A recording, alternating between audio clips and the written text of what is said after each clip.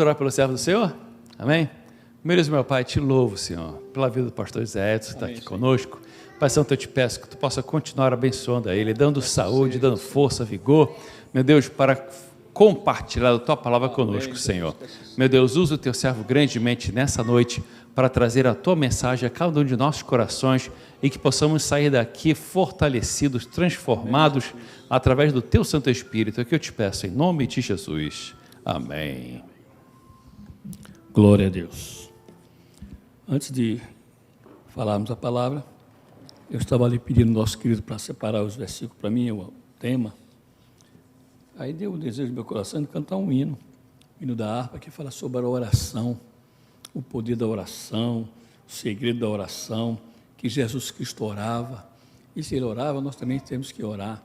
E este hino é 296. É o único que tem não somente uma mensagem, mas tem uma melodia muito linda para o nosso coração. Hino 296 da harpa cristã, que diz assim: No jardim Jesus Cristo clamava, quando os ímpios o foram prender, e falando com Pai suplicava, pelo cálice que ia beber. Com Jesus a minha alma deseja estar, no jardim em constante oração.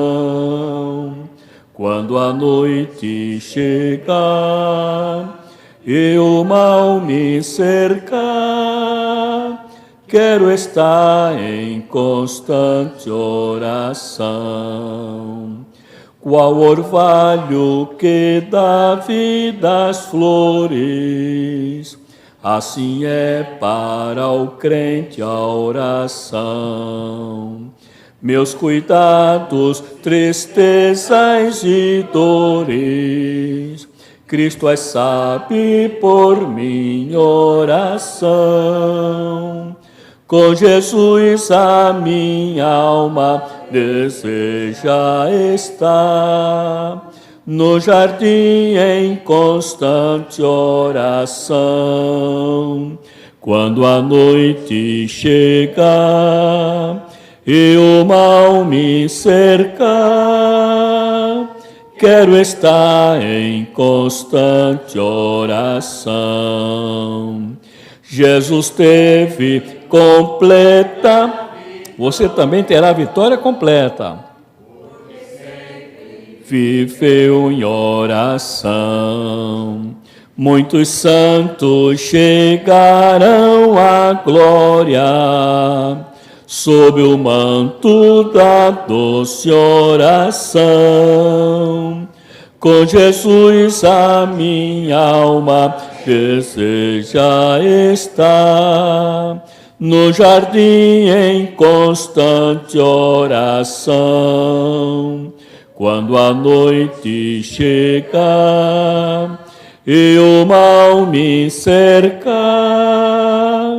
quero estar em constante oração. Agora renovados em forças seremos, nós teremos uma nova unção. E com Deus no jardim falaremos, se vivermos sempre em oração. Com Jesus a minha alma deseja estar, no jardim em constante oração. Quando a noite chegar e o mal me cercar, quero estar em constante oração. Que bom, né? Quando o mal se aproximar, ela vai nos ver orando. Aí, ó, sai fora.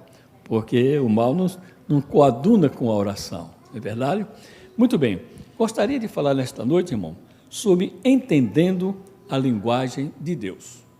Qual é o tema mesmo? Entendendo a linguagem de Deus. Para o texto, eu quero ler Hebreus capítulo 1, versículo 1. Hebreus 1 e 1, para esse texto, 2 textos eu quero ler. Aí está, Hebreus 1 e 1. Aqui não tem, não. Está aqui. Diz assim: havendo Deus antigamente falado muitas vezes, e o que mais? E de muitas maneiras aos pais pelos profetas. A nós falou-nos nesses últimos dias pelo Filho. Havendo Deus antigamente falado, nós temos um Deus que? Nós temos um Deus que fala. Quantos creem que Deus fala? Porque Ele é um Deus vivo, porque é um Deus que tem interesse em nós, que é um Deus que vai adiante de nós, que é um Deus que nos avisa, é um Deus que realmente nos fala na hora que nós estamos angustiados, tristes. Ele fala consolando, Ele fala animando, Ele fala fortalecendo. Então, que notícia maravilhosa nesta noite. Temos um Deus que fala. Aleluia, aleluia. Agora, a advertência do apóstolo Paulo em Efésios, capítulo 5, versículo 17. Veja só a advertência, 5,17 de Efésios. Pelo que não sejais insensatos, quer dizer, louco, desnaturado, mas entendei, ou procurai entender, qual seja o quê? A vontade do Senhor.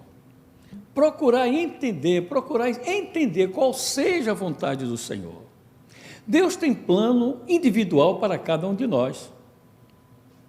Tem para mim um ministério, um plano, um propósito, tem para o pastor Túlio, para cada um de nós Deus tem um plano.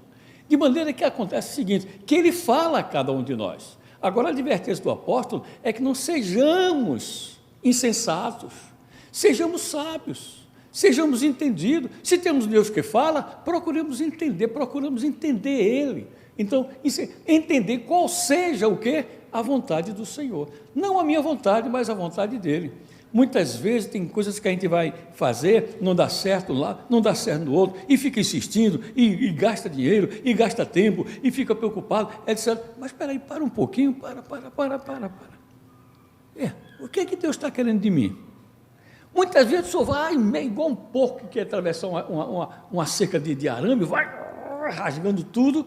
Não. Procure entender qual seja a vontade do Senhor. Se alguma coisa não está dando certo, é lógico que você vai insistir, é lógico que você vai procurar, é lógico que você vai ter fé, vai fazer força, mas procure entender qual seja a vontade do Senhor, para que não esteja realmente...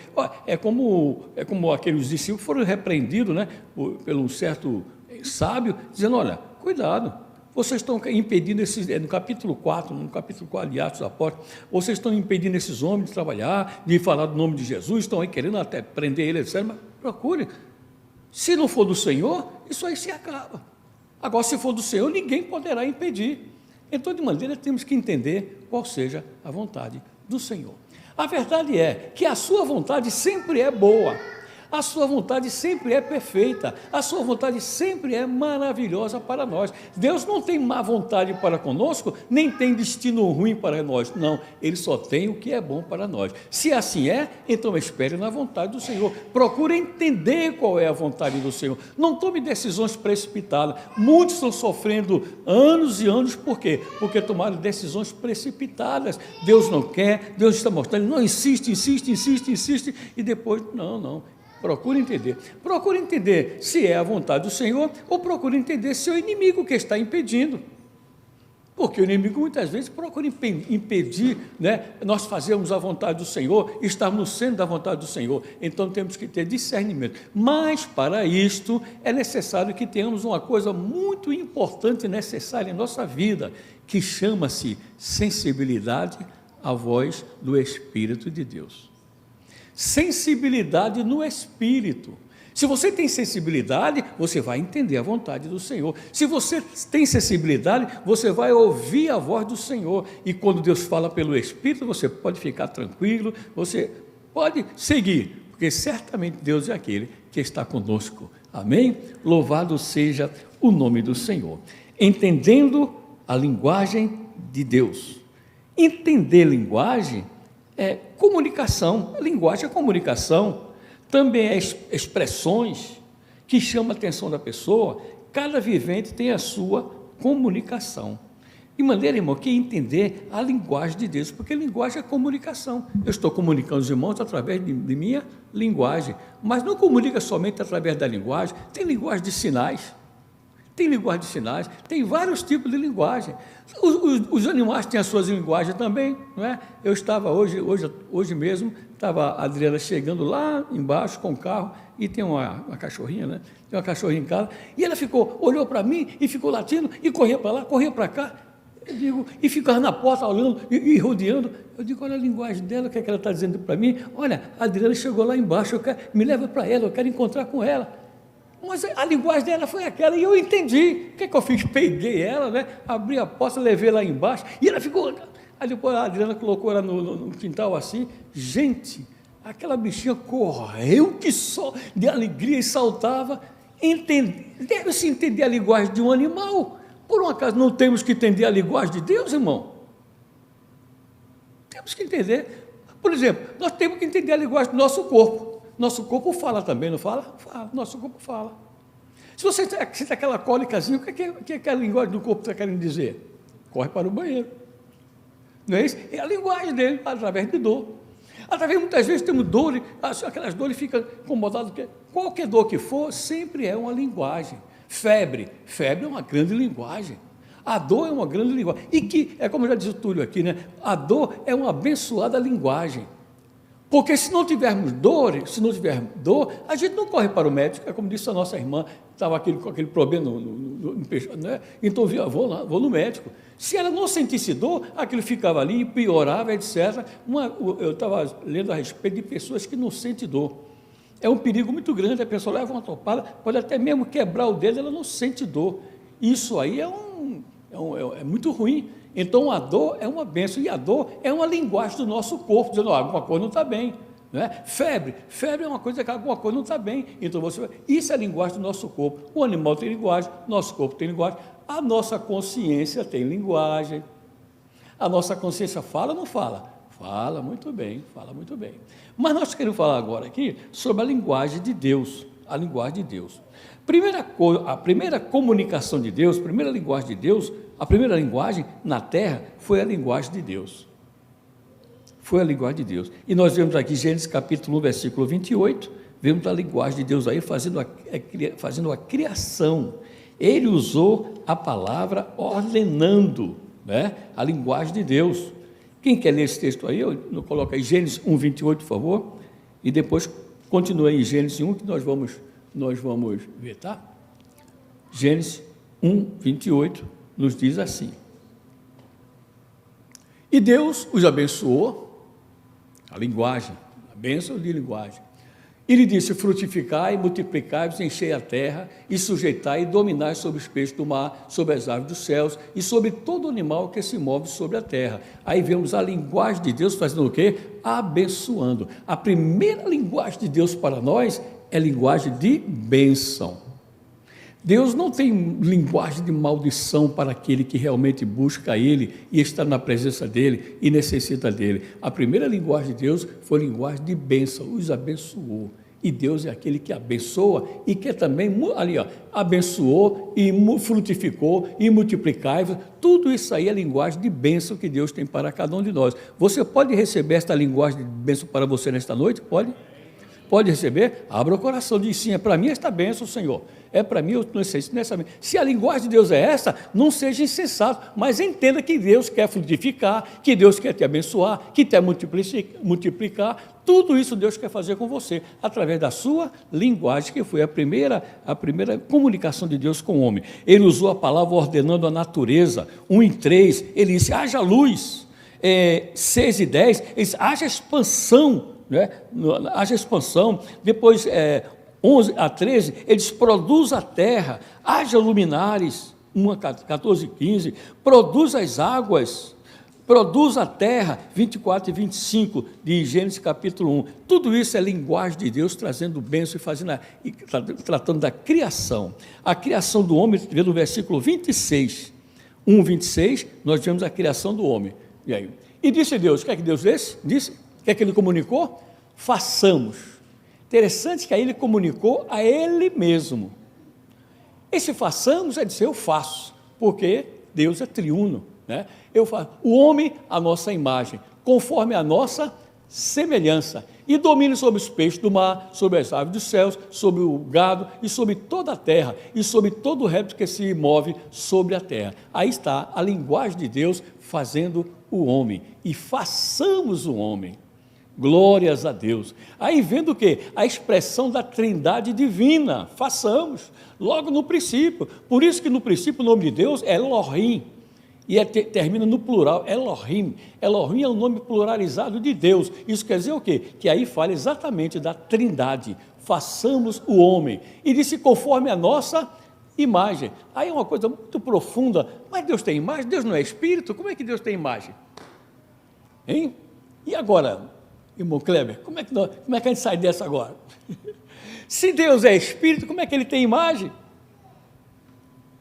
Eu fiquei pensando, fiquei meditando, digo, é verdade.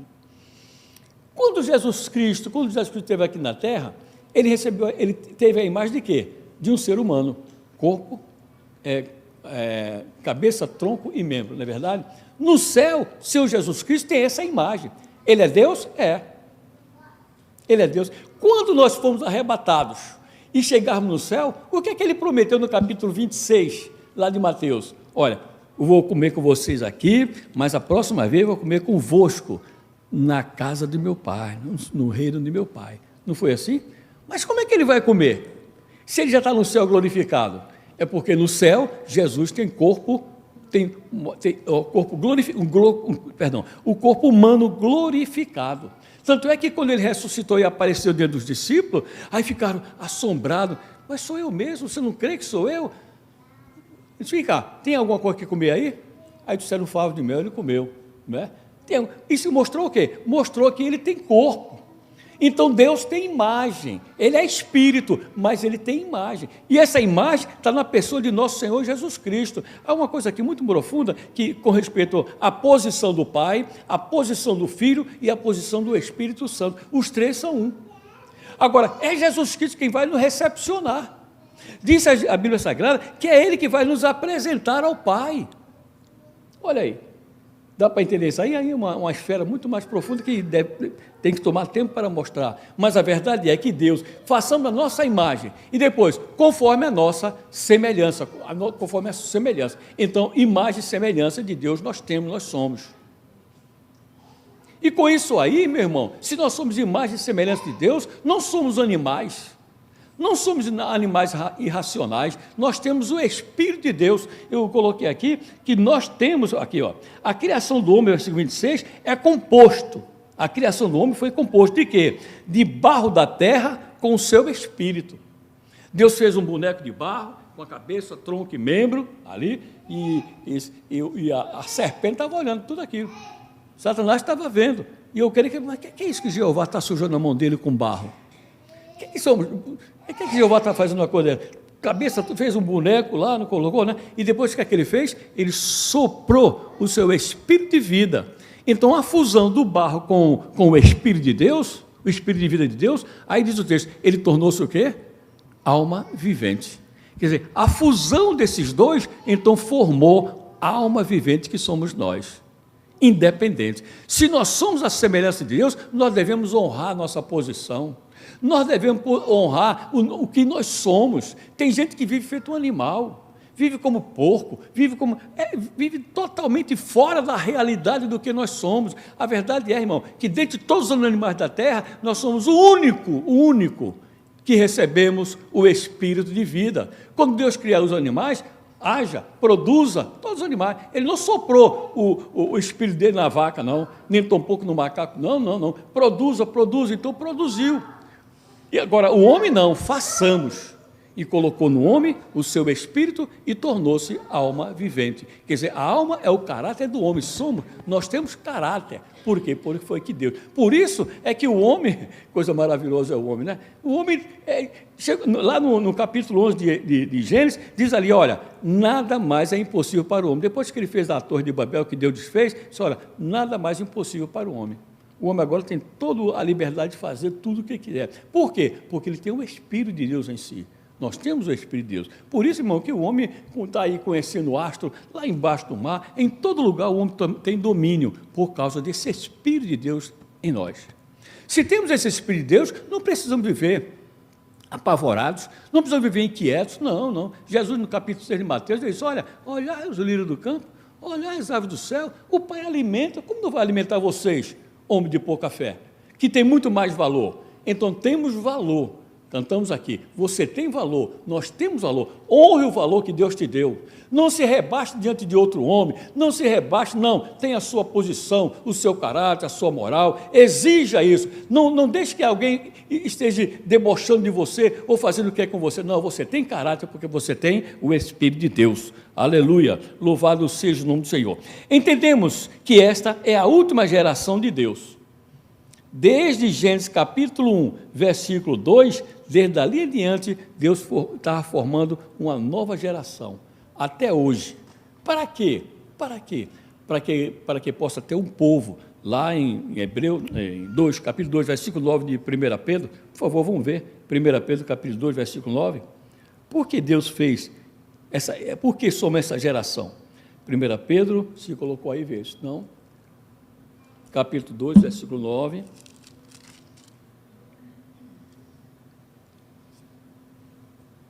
Mas vós, quer dizer, vós sois o quê?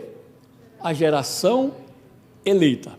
Desta geração de homens e mulheres, esses 8 bilhões de pessoas, nós somos a geração eleita.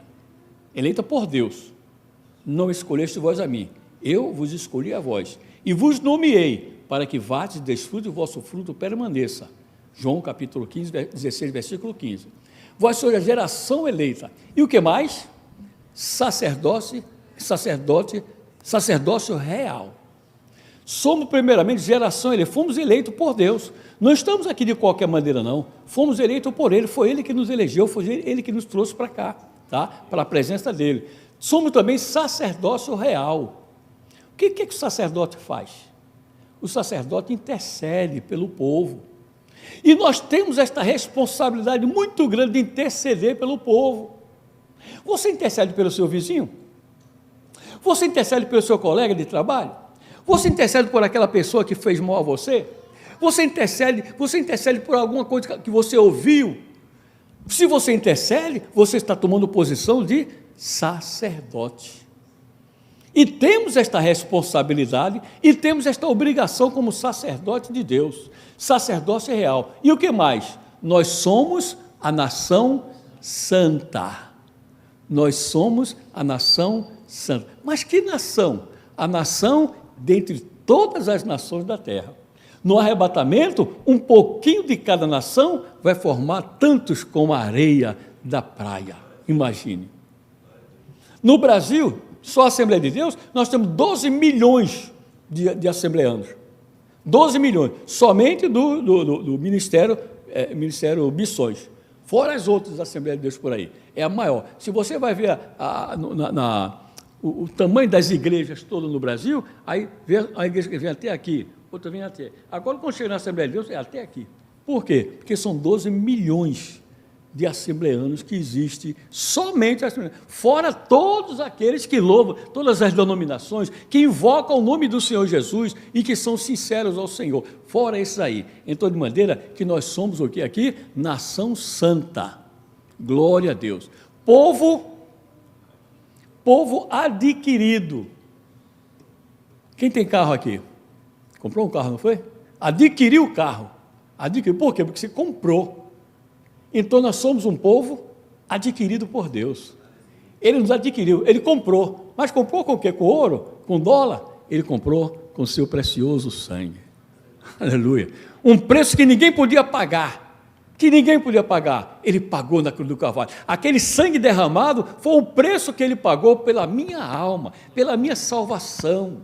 Hoje sou nova criatura, hoje posso dizer que sou purificado pelo sangue de Jesus Cristo. Por quê? Através daquele sangue que foi pago. Ele não tinha culpa, ele é santo, mas a verdade é que ele deu a sua vida para nos purificar de todo o pecado. Diz, o sangue de Jesus Cristo nos purifica de todo o pecado.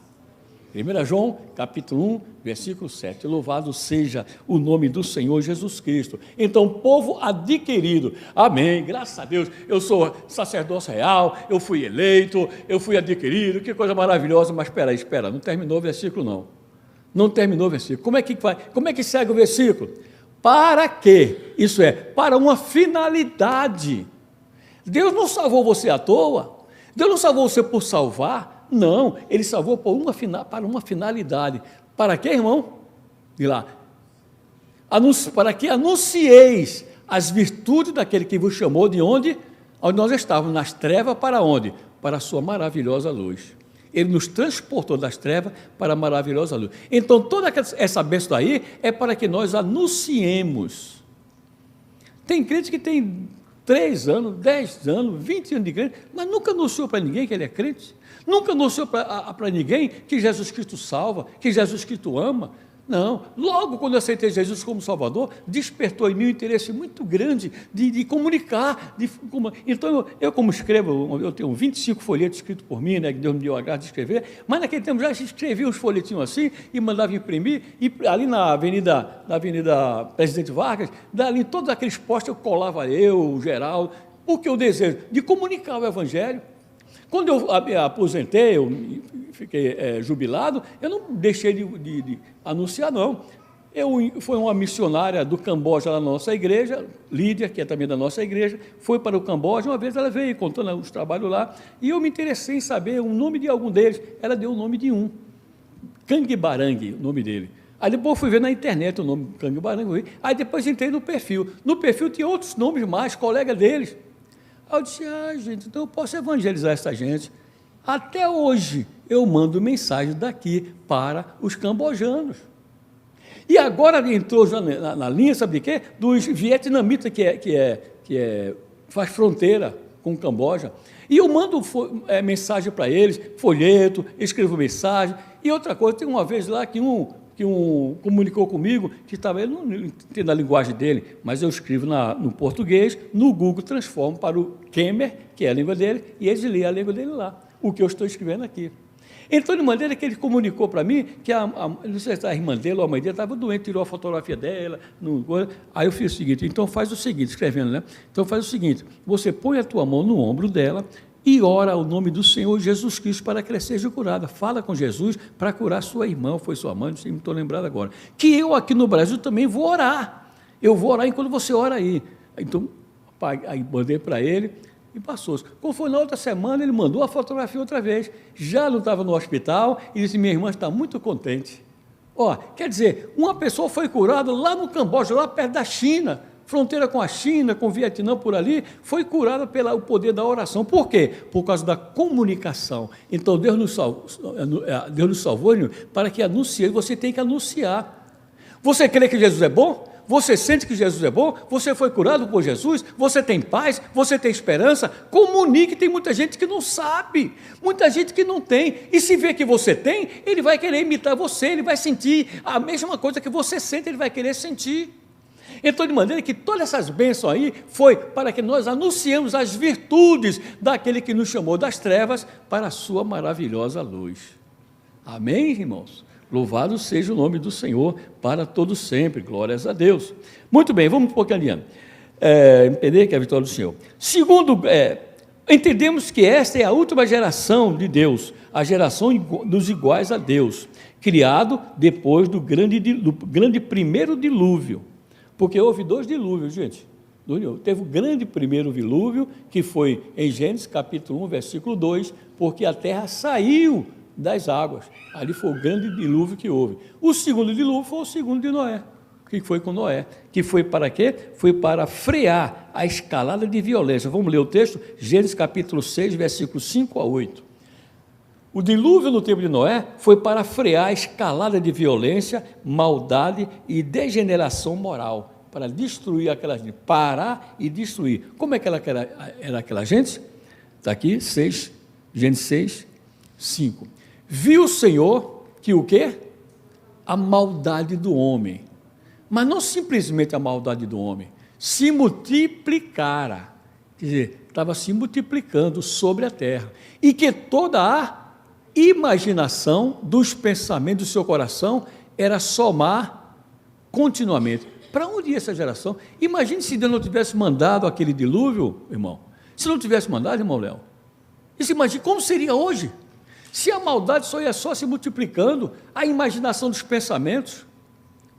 Gente, o negócio nem consigo imaginar como seria. Mas a verdade é que Deus mandou aquele dilúvio, encerrou ali, depois veio nova geração de Noé para cá, que as coisas começaram a continuar se degenerando. E agora, como é que está a nossa sociedade?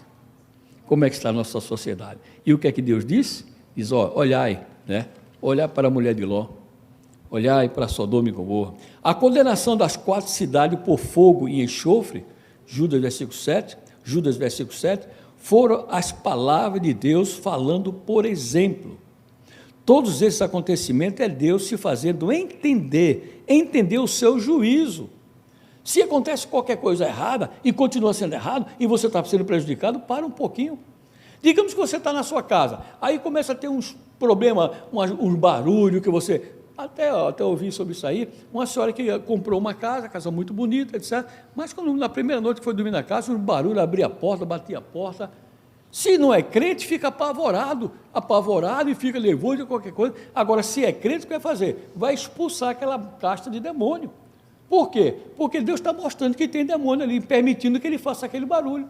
E muita gente não, mas isso é assim mesmo, etc. Ou então chama um bruxo desse qualquer para poder tirar, aí coloca mais ainda e a coisa fica pior todavia. Mas o crente não, o crente tem que entender o que é que Deus está mostrando e ele se posicionar. Pede-me o que queres que te dê. Tudo que pedides ao Pai em meu nome eu farei, para que o Pai seja glorificado no Filho. Então você tem a condição, você tem a liberdade, você tem a autoridade de orar no nome de Jesus e expulsar aquela casta de demônio. Deus é aquele que comunica, temos que entender a comunicação de Deus. Por que está acontecendo aquilo? Seja o que for, porque diz a Bíblia no capítulo 91 de Salmo, praga alguma chegará na tua tenda. Se está chegando, alguma coisa está errada. Então vamos orar, vamos expulsar, porque é assim que deve ser. O crente deve ser uma vida constantemente de luta, procurando entender a vontade do Senhor. Não sejais insensatos, mas entendei qual seja a vontade do Senhor. Vou ver Judas, versículo 7. Judas 7. Aquelas 4 cidades que foram realmente, digamos assim, que foram destruídas, assim como Sodoma e Gomorra e as cidades circunvizinhas, que havendo se corrompido como aqueles, indo após outra carne, foram expostas por exemplo, quer dizer, Deus comunicando, condenando a cidade e mostrando que aquilo é um exemplo, né? Sofrendo a pena do fogo eterno. Agora, meus amados, o que nós estamos entendendo e vendo por aí? Diz lá em 1 Tessalonicenses, capítulo 5, versículo 1, que não necessita de que eu vos escreva, porque vocês mesmos vão saber que a vinda do Senhor está muito próxima.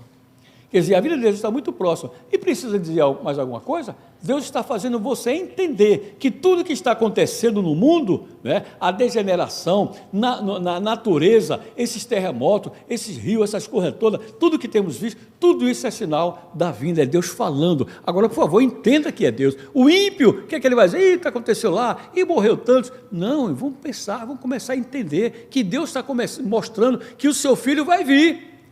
Veja aí 1 Tessalonicenses 5 e 1, por favor. Veja aí.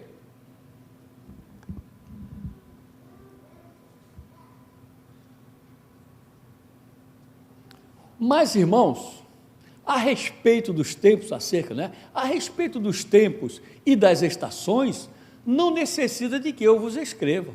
Não necessita de que eu vos escreva. Versículo 2. Porque vocês mesmos vão saber, e vão saber muito bem, que a vinda do Senhor virá como ladrão de noite. Como é que o ladrão vem de noite? Essa noite eu vou assaltar a tua casa. É assim, meu Cleber? Como é que o ladrão vem? Passa por lá e olha, etc. Aí depois ele pega de surpresa e entra, né? Então, assim mesmo vai ser o Senhor Jesus. Então, não podemos estar o quê? Dispersos. Não podemos estar aí assim, como passarinho voando baixo. Não, irmão, cuidado. Temos que estar trabalhando, sim, mas atentos, esperando o Senhor Jesus. Temos que estar falando qualquer coisa, nós temos que estar atentos. E outra coisa, preparados.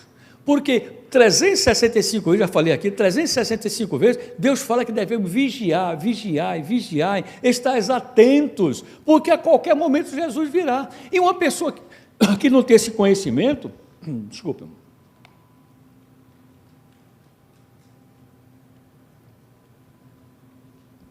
a pessoa que não tem esse entendimento, irmão, esse conhecimento, vive de qualquer maneira. Então Jesus virá buscar a sua igreja e os que ficaram aqui na terra, será grande a destruição, será grande o terror, Mas nós não, nós temos já preparado para nós esta bênção e temos que entender e não ser louco, não ser insensato.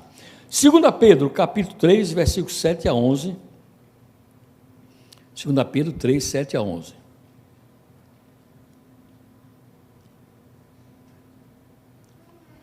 Mas os céus e a terra que agora existe pela mesma palavra, se reservam como tesouro e se guarda para o quê? Para o fogo, até o dia do juízo e da perdição dos homens ímpios. Gente, isso é sério, isso é muito sério. Versículo 8, mas amados, não ignoreis uma coisa, que um dia para o Senhor é como 1000 anos, e 1000 anos como um dia. Então, de maneira de que devemos realmente estar atentos para a vinda do Senhor Jesus Cristo, porque Ele continua falando de várias maneiras e temos que entender o que Deus quer falar para nós. A linguagem de Deus, através das suas revelações, a linguagem de Deus, através de muitas outras coisas, para que possamos compreender. Por exemplo, Daniel recebeu de Deus uma revelação. Daniel capítulo 2, versículo 31, recebeu uma revelação. E essa revelação que Deus deu a Daniel, foi para que ele entendesse e nós entendêssemos. Capítulo 2, versículo 31, recebeu aquela estátua, que a cabeça era de ouro, e etc. Tudo ali, o que é, irmão? Uma revelação dos milênios que iria acontecer até hoje, até o Império Romano.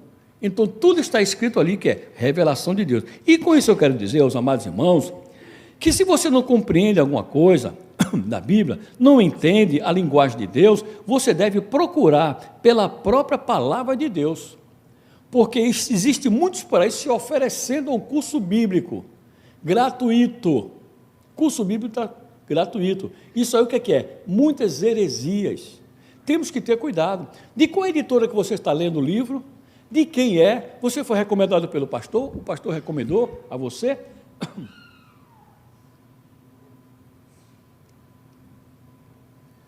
De maneira, meus amados, que temos que ter o cuidado, porque existem muitos livros de heresia por aí.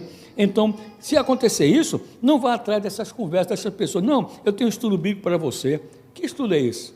Que cuidado é esse? Tenhamos o cuidado de não aceitarmos livros de editora desconhecida, buscar ensinamento de homens e mulheres que, através de revelações, transmitem heresia de perdição.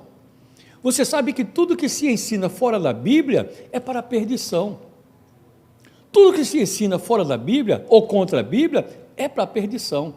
Você sentir qualquer coisa dessa, joga esse livro fora, não aceita a revelação. Veja aí, meu irmão, coloca aí 2 Pedro capítulo 2, versículo 1. 2 Pedro capítulo 2, versículo 1. Veja que as heresias, o perigo das heresias, tem muita gente que acha que não, é herético, mas ainda dá para suportar. Por favor, tenham cuidado, não aceite. Houve também entre o povo, o quê? Falsos profetas. Houve. Agora, mostrando para nós. Como também entre vós haverá também o quê? Falsos doutores que introduzirão. Mas como é que vai introduzir? Eu vou agora, irmão, falar que Jesus Cristo não presta. Vou falar para você que o Espírito Santo não existe. Vou falar para você que você tem que fazer isso, aquilo, outro, etc. Não, peraí. O que é que diz aqui? Ele fala encobertamente. Ele não diz claramente que é herege ou que vem alguma heresia. Não, é encobertamente heresia de quê? De perdição. Quer dizer, é tão perigoso que diz que é heresia de perdição. E negarão o Senhor que os resgatou, trazendo sobre si mesmo repentina perdição. Então, gente, tenhamos cuidado. Vamos estar atentos e não vamos estar realmente ser insensato, mas devemos entender a linguagem de Deus, a palavra de Deus, a verdade de Deus. Vamos ver outro versículo que fala sobre esta heresia? O Paulo fala numa coisa muito importante, que muita gente por aí tem caído, viu? Mas tem caído terrivelmente. Por quê? Porque tem milagre, tem maravilha. Hoje mesmo eu estava vendo na internet, um camarada curando, mas vou lhe contar, fazia cada coisa que eu disse, não, isso não é de Deus. Mesmo que o cara saísse andando, mas não é de Deus. Gálatas, capítulo 1, de 6 a 10. Gálatas, capítulo 1, 6 a 10. São Paulo, ele se maravilhou. Maravilhou porque ele ficou assombrado, ficou chateado, né? E essa expressão maravilho-me, quer dizer, eu estou, qual é a expressão? Pasmado. Estou pasmado com vocês. Aqui, ó. Maravilho-me de que tão depressa passasse daquele que vos chamou da graça de Cristo para outro evangelho. Não tem aí um tal dos mormons? O outro evangelho de Jesus Cristo, o livro dele é esse, o outro evangelho de Jesus Cristo, que é o evangelho deles. Tá, versículo 7. O qual não é outro, mas há alguns que vos inquietam e querem transtornar o quê? O evangelho de Cristo. Versículo 8. Versículo 8. Mas ainda que nós mesmo, ou um anjo do céu, vos anuncie o quê? Outro evangelho, além do que vos tenho anunciado, seja o quê? Condenado, seja rejeitado, seja anátema. Versículo 9. Assim como já vos dissemos, agora de novo também vos digo, que se alguém vos anunciar outro evangelho, além do que já recebeste, seja excluído, seja anátema, seja condenado por vocês. Versículo 10. Porque persuado eu agora aos homens ou a Deus? Ou procuro agradar os homens? Se tivesse ainda que agradar os homens, não seria servo de Cristo. Então, de maneira, gente, cuidado, muito cuidado com as heresias, com esse que bate as portas aí, trazendo estudo bíblico, ou na internet dando estudo bíblico grátis. Cuidado, muito cuidado, porque é heresia de perdição. Paulo fala a mesma coisa em 2 Coríntios, no capítulo 11. Ele fala uma coisa mais perigosa ainda, tá? 2 Coríntios,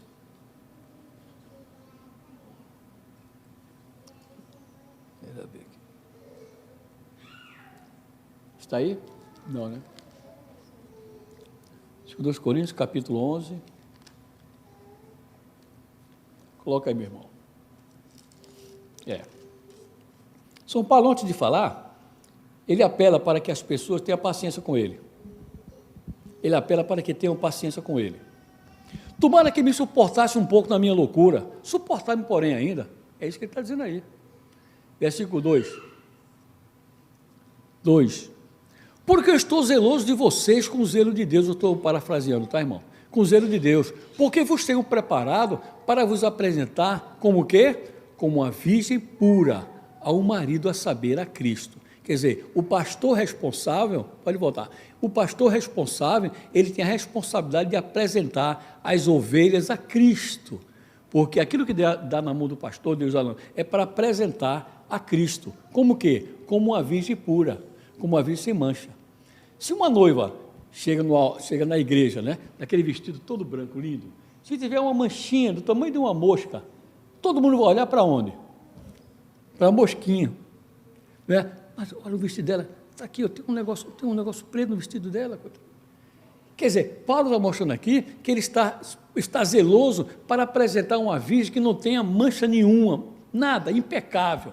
Apresentar para a virgem ao marido, a saber, a Cristo. Versículo 2. Versículo 3.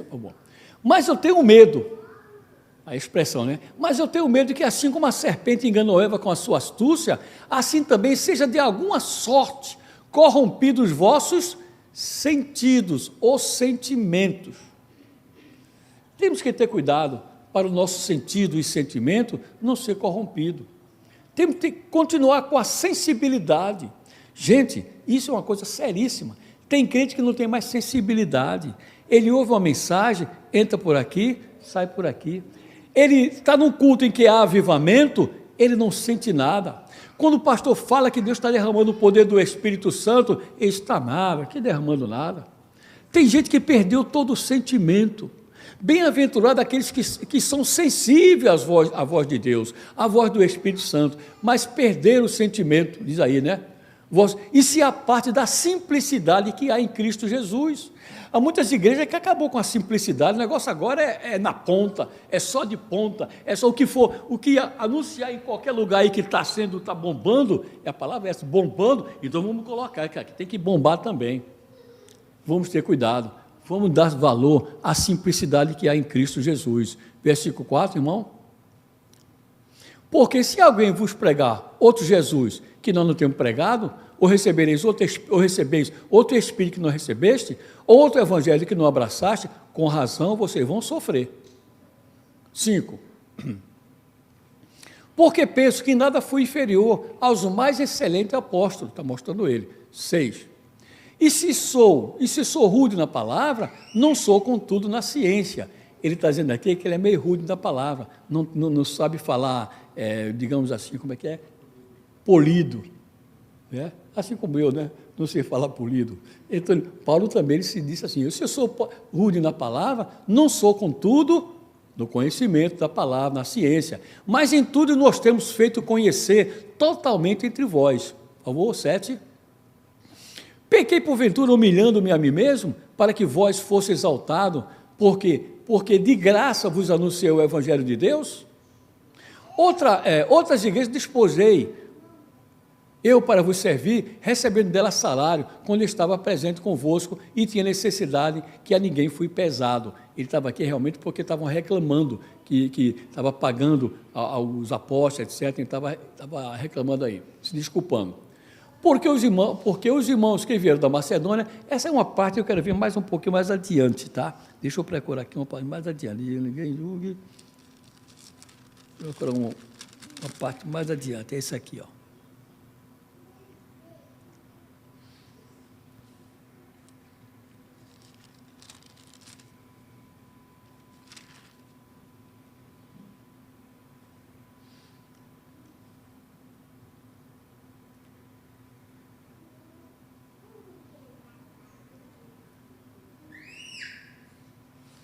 Essa outra parte aqui no capítulo 10.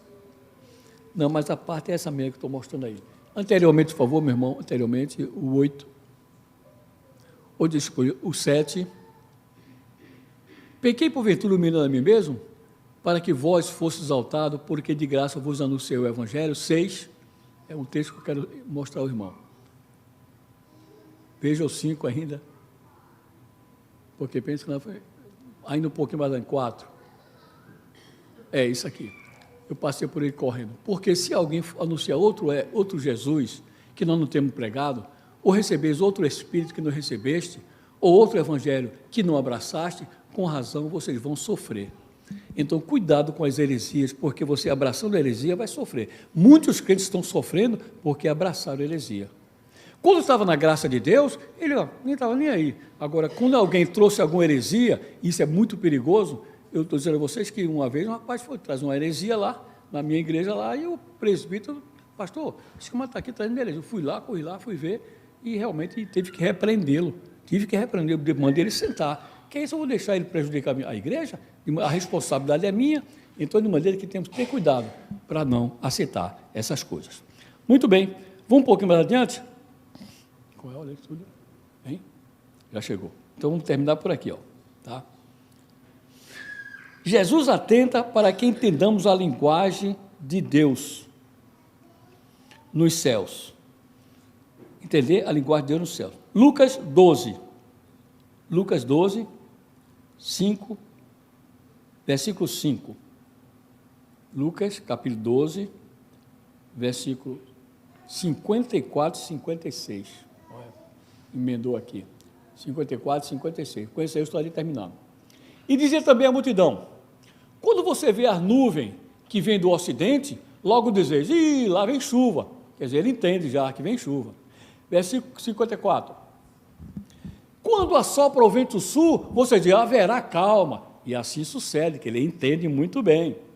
Versículo versículo 56, né, agora. Hipócritas, sabeis discernir a face da terra e do céu.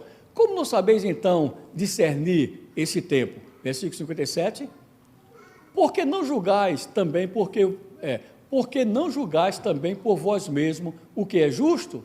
Então ele está mostrando aqui que se você entende que o céu está nublado e vai chover, você não entendeu o céu? Não entendeu as coisas do céu? Então, se você entende essas coisas, por que não entende as coisas de Deus?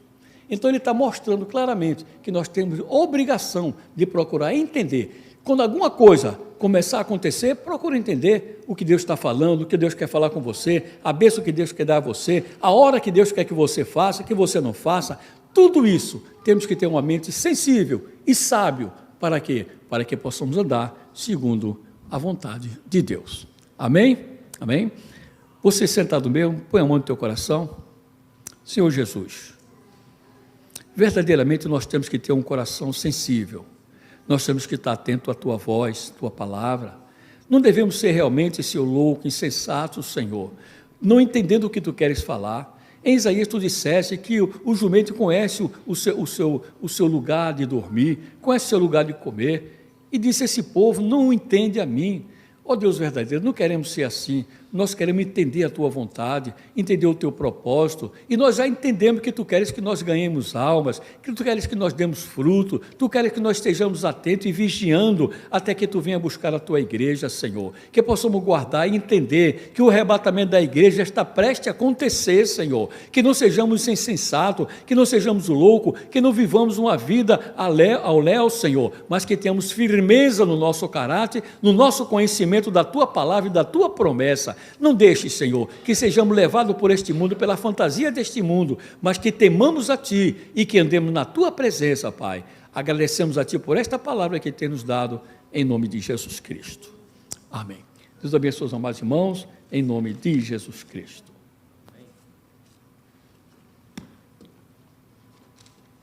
Graças.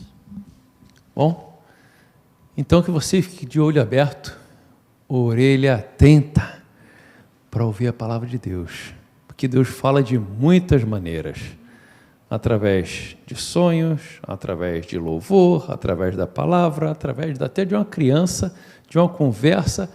Fica de ouvido aberto, porque Deus quer falar contigo. Amém? Que Deus possa te abençoar, que você tenha uma semana maravilhosa, que a graça de nosso Senhor Jesus Cristo, o amor de Deus nosso Pai e a comunhão do Espírito Santo seja com cada um de nós, hoje e para todos sempre. Todos digam amém. Amanhã tem o churrasco dos homens. Não sei como é que vai estar o clima aí, se a gente vai ter que segurar a barraca de novo na chuva, mas qualquer coisa a gente faz de novo dentro da garagem. Amém? E sexta-feira, na casa das irmãs aí, reunião das mulheres. Deus abençoe a todos em nome de Jesus.